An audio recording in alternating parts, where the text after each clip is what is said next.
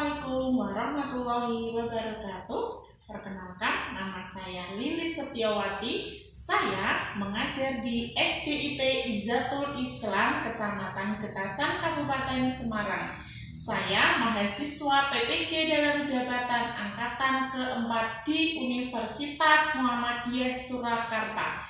Saya di sini akan menampilkan video mengajar saya. Assalamualaikum warahmatullahi wabarakatuh. Waalaikumsalam warahmatullahi wabarakatuh. Oke, selamat pagi anak-anak. Apa kabarnya hari ini? Alhamdulillah, luar biasa.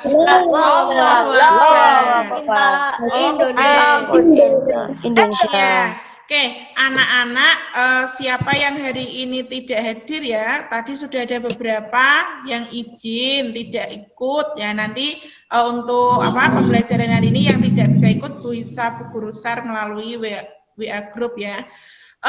Untuk membuka pembelajaran hari ini supaya kita selalu dilindungi oleh Allah Subhanahu wa taala, kita awali dulu dengan berdoa. Siapa tadi yang mau memimpin berdoa? Saya, Bu. Oke, Mas Aswatama, silahkan berdoa Mas Aswatama, dipimpin doanya. Sikap berdoa. Tangan di atas, kepala berdoa. Robbi zidni ilma warzuqni fahma. Ya Allah, limpahkanlah kepadaku ilmu dan berilah aku pemahaman yang baik. Semoga terkabul. Amin. SDIT Izzatul Islam, cerdas, mulia, mandiri, Allahu Akbar, aku cinta Indonesia. Nah, untuk mewujudkan cinta rasa nasionalisme kita terhadap bangsa Indonesia, kita nyanyikan lagu dulu, yaitu lagu Garuda Pancasila. Posisi sikapnya sempurna. Hitungan ketiga mulai ya. 1, 2, 3. Garuda Pancasila, aku pendukungmu, patriot proklamasi, hadiah berkorban untukmu. Pancasila, negara rakyat adil makmur sentosa, di bangsaku. Ayo maju, maju, ayo maju, maju, maju. Oke, terima kasih anak-anak. Itu bagian wujud kita terhadap rasa cinta kita terhadap bangsa Indonesia. Nah, anak-anak perlu diingat kembali kondisi saat ini, apalagi di daerah kita termasuk zona merah banget ya. Nah, hal apa yang perlu diperhatikan?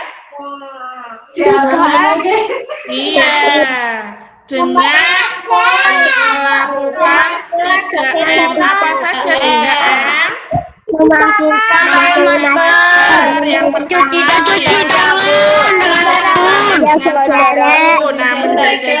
menjaga jarak minimal 1,5 meter. Iya. Harapannya Bu Guru, anak-anak ya, harapannya Bu Guru, anak-anak melakukan protokol kesehatan ini sesering mungkin supaya kita jauh dari virus corona. Apakah ada hal aneh yang anak-anak lihat di gambar di samping? Ada, Bu. Apa kira-kira? Matanya berbeda. Iya, pintar sekali. Ya, warna matanya berbeda. Kok bisa ya? Anak-anak pernah nggak mungkin mengalami sendiri melihat mata kucing ketika gelap itu seakan-akan bersinar juga. Pernah nggak? Pernah.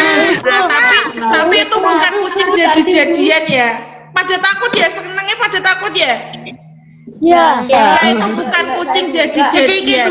Iya, memang seperti itu. Nah, untuk literasi kali ini, Bu Guru akan menjelaskan tentang kenapa ya mata kucing itu kok seolah-olah bersinar dan memiliki warna mata yang berbeda. Nah, ternyata mata kucing itu terdapat ada namanya heterokromia. Nah, apa itu heterokromia? Itu adalah perbedaan warna mata iris pada mata kiri dan kanan kucing. Nah, itu yang disebabkan karena keturunan. Nah, ini jadi faktor keturunan.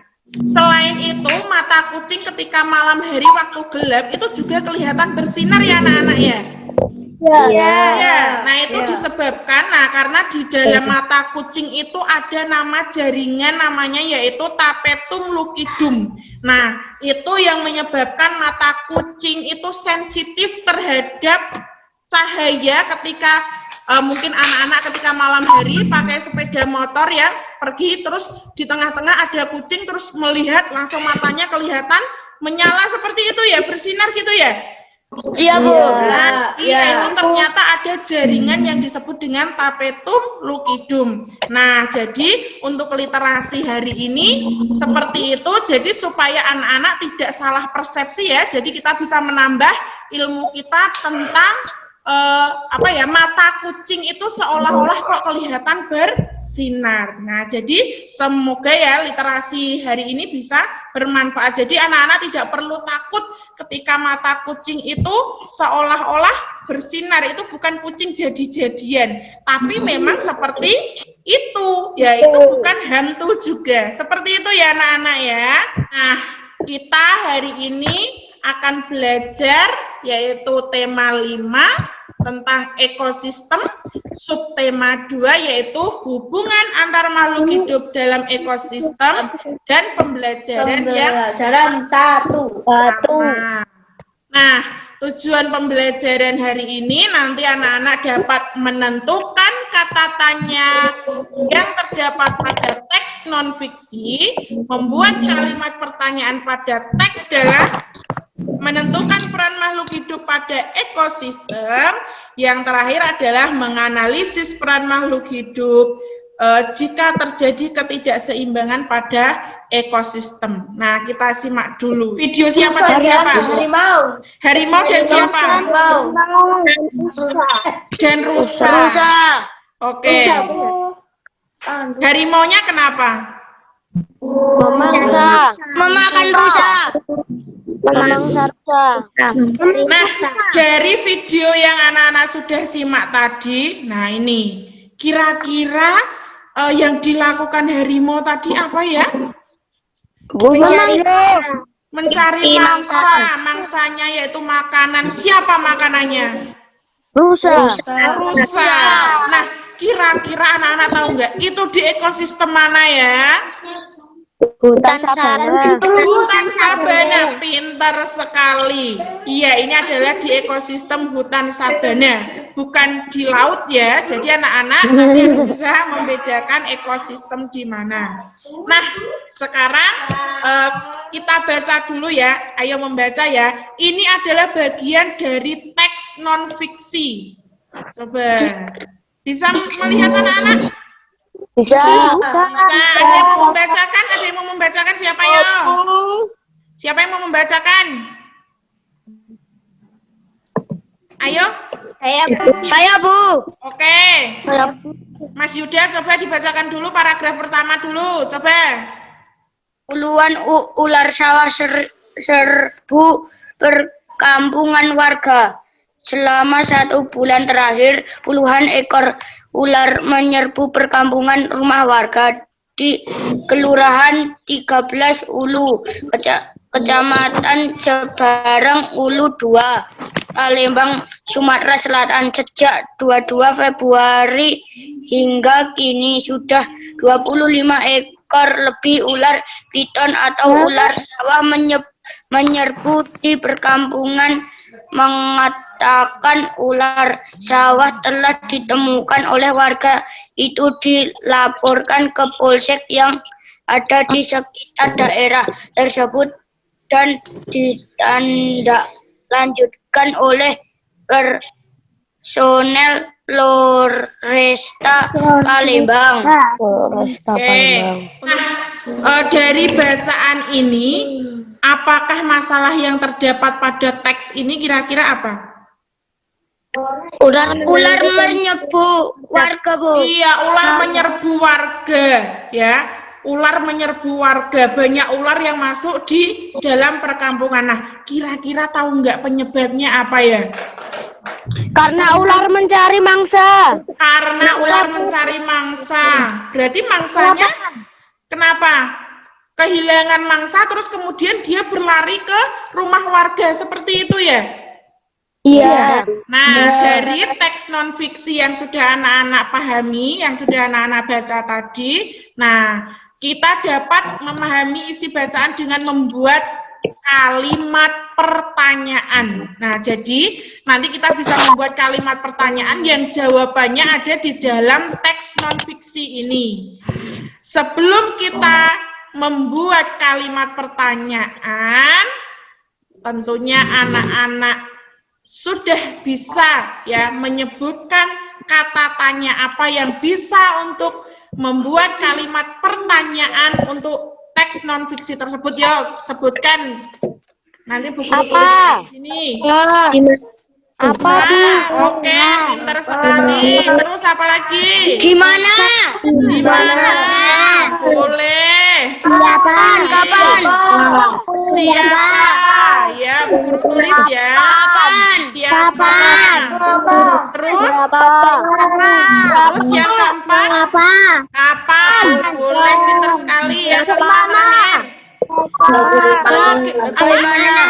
Bagaimana?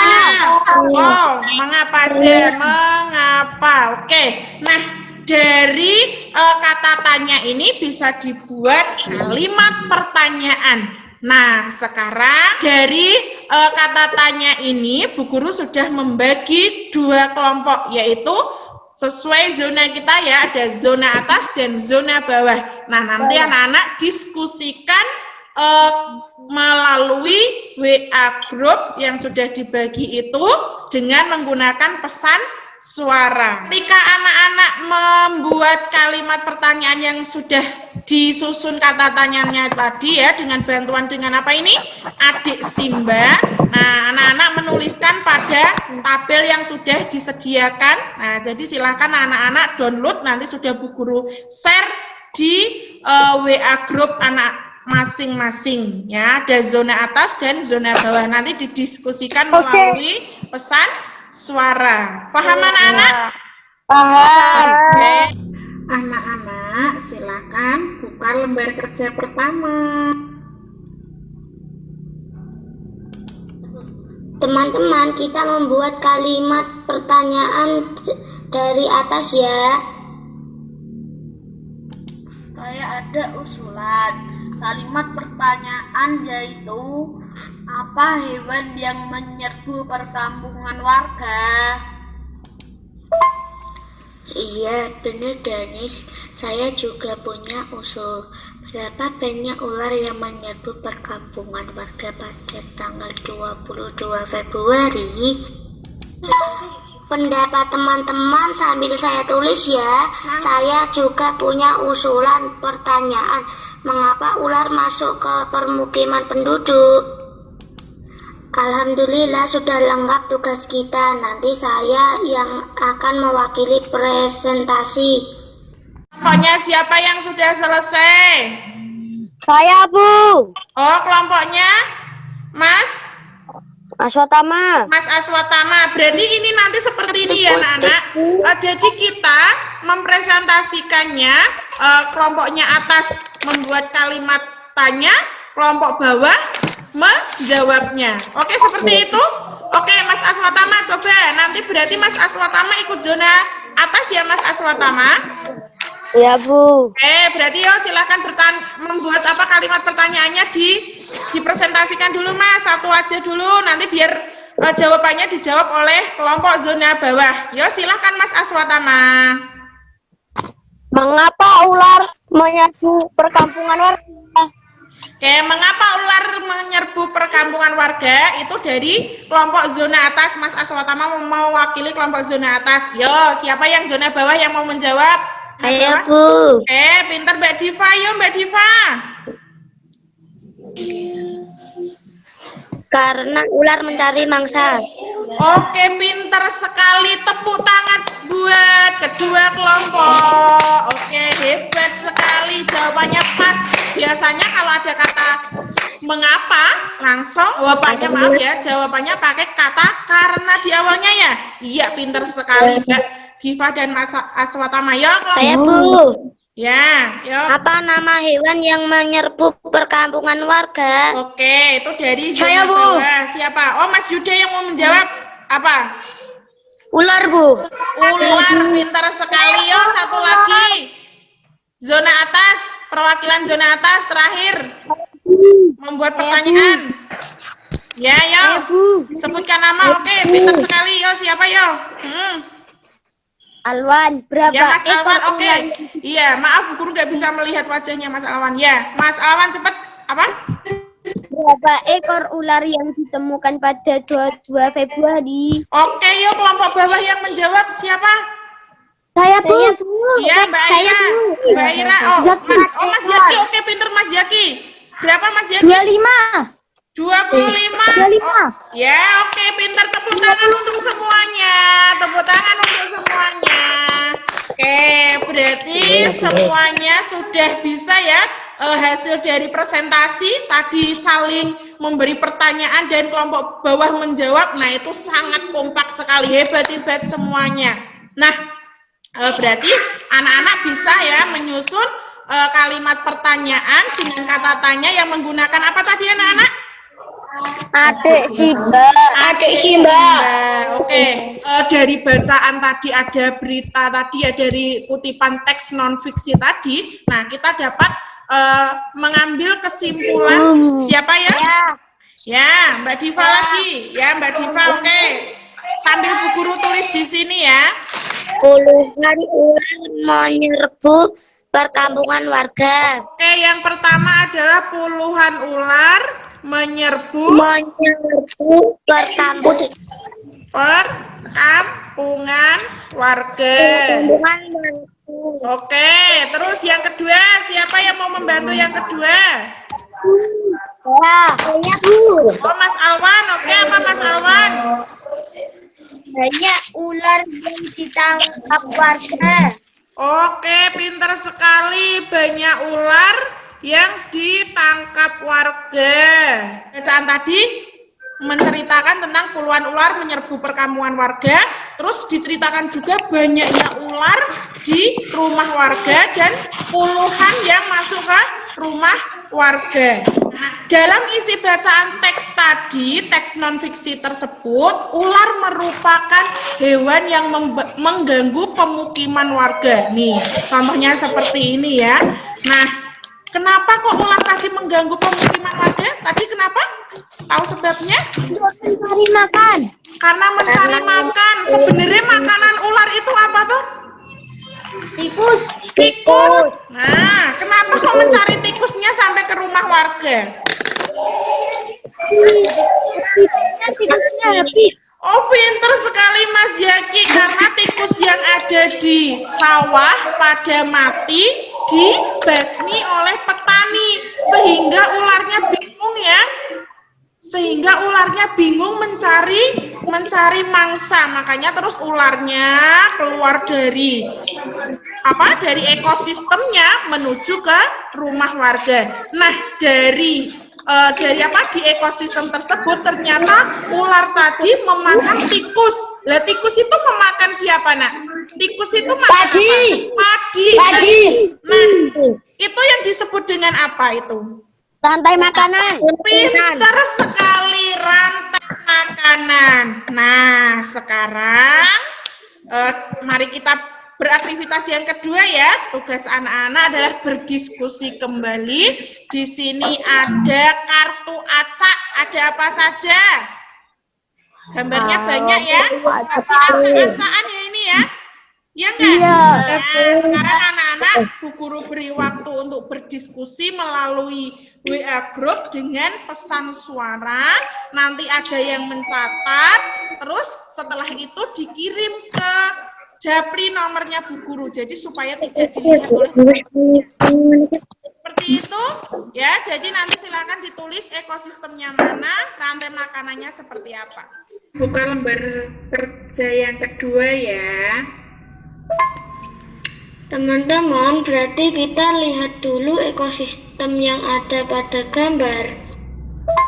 Di gambar kayaknya ada 3 jenis ekosistem. Betul sekali. Ada ekosistem sawah, ekosistem danau, ekosistem kebun. Sudah menemukan rantai makanan pada ekosistem sawah, yaitu padi, tikus, ular, elang, dan jamur. Saya juga menemukan ekosistem di kebun, yaitu bayam, belalang, ayam, musang. Menurut saya sudah sesuai semua teman-teman. Nanti tinggal dipresentasikan. Oke, kelompoknya siapa yang sudah selesai? Bu. Kelompoknya siapa?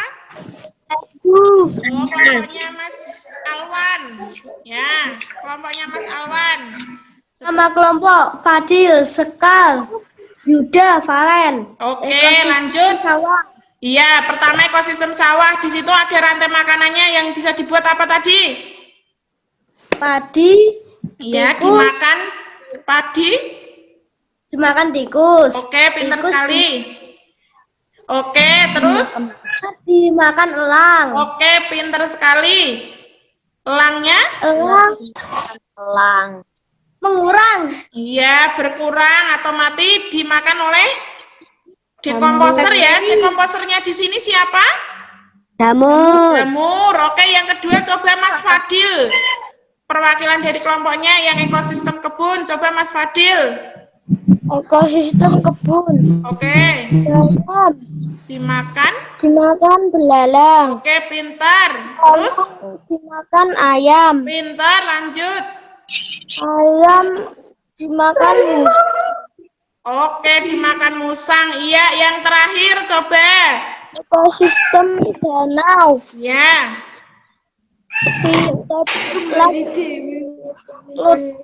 Fitoplankton. Ya. Dimakan ikan kecil. Pintar sekali, dimakan ikan kecil. Terus? Dimakan burung bangau. Iya, pintar sekali. Terus burung bangau dimakan? Bangau dimakan buaya. Oke, tepuk tangan buat kelompoknya Mbak Sekar, Mas Fadil, dan Mas Yuda, dan Mbak Valen. Tepuk tangan. Jika ular banyak diburu manusia untuk dimanfaatkan kulitnya. Kira-kira tadi buat apa kulitnya? Buat tas. Nah, apa yang akan terjadi pada ekosistem di samping? Jadi seimbang tidak, Nak? Tidak. Nah, ketika ular tidak apa yang akan terjadi pada tikus dan padi? Tikusnya akan bagaimana? Yo, siapa yang bisa? Jadi banyak. Tikusnya menjadi banyak. Oke, pintar sekali. Terus selain itu apa lagi? Padinya akan rusak. Padinya, iya, petani gagal panen karena apa? Karena tikusnya banyak merajalela, jadi padinya berkurang. Nah, itu yang disebut atau yang dimaksud dengan ketidakseimbangan ekosistem. Nah, untuk memberi penguatan, silakan disimak video berikut ini dulu. Rantai makanan. Rantai makanan adalah sebuah peristiwa makan dan dimakan antara sesama makhluk hidup dengan urutan-urutan tertentu. Dalam suatu rantai makanan terdapat makhluk hidup yang mempunyai peran sebagai produsen, konsumen, dan sebagai dekomposer atau pengurai. Mari kita simak gambar berikut ini. Contoh rantai makanan pada gambar berikut ini terdiri dari rumput, belalang, katak, ular, elang, dan juga pengurai.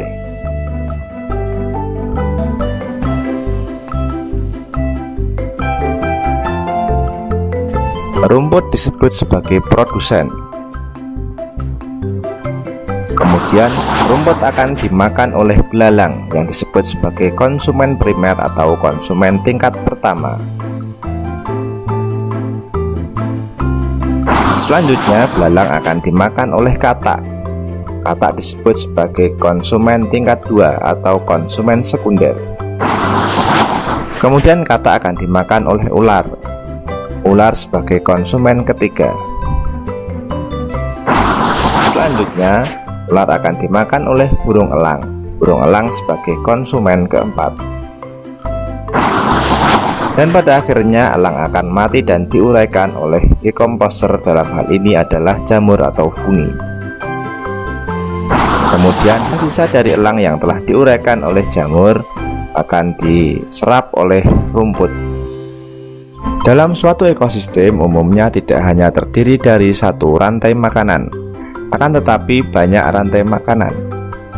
Dan dari beberapa rantai makanan inilah disebut dengan jaring-jaring makan. Mari perhatikan gambar berikut ini. Tanaman padi akan dimakan oleh tikus, belalang, dan juga ulat. Sementara itu ulat dan belalang juga memakan tanaman lain.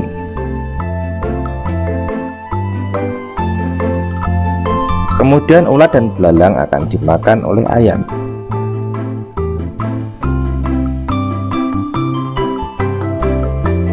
Tikus akan dimakan oleh ular dan burung elang.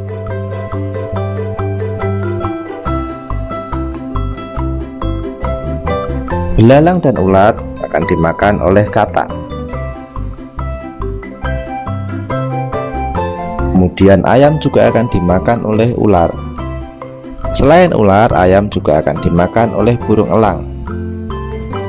Inilah yang dinamakan dengan jaring-jaring makanan. Jadi jaring-jaring makanan itu terdiri dari beberapa rantai makanan yang...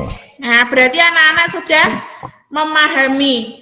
Ya, jadi anak-anak sudah memahami. Nah, berarti dari pembelajaran hari ini dapat disimpulkan apa saja tadi? Kita sudah belajar apa saja, anak-anak?